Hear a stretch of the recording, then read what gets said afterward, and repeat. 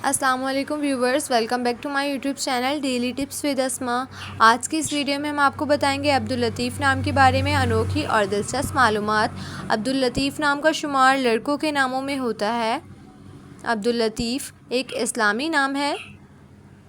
अब्दुल लतीफ़ नाम की इब्तिदाई तारीख़ अरबी ज़बान से निकलती है। अब्दुल लतीफ़ नाम के अफराद के लिए खुशकिस्मत नंबर 8 माना जाता है।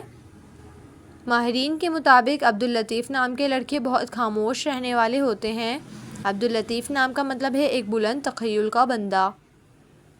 अब्दुल लतीफ़ नाम के लड़कों के लिए खुशकिस्मत दिनों में मंगल और जुमेरात का दिन शामिल है। अब्दुल लतीफ़ नाम के अफराद के लिए मुवाफ़िक़ रंगों में सुर्ख और बनफशी रंग शामिल है। अब्दुल लतीफ़ नाम के अफराद के लिए मुवाफ़िक़ पत्थरों में रूबी पत्थर शामिल है।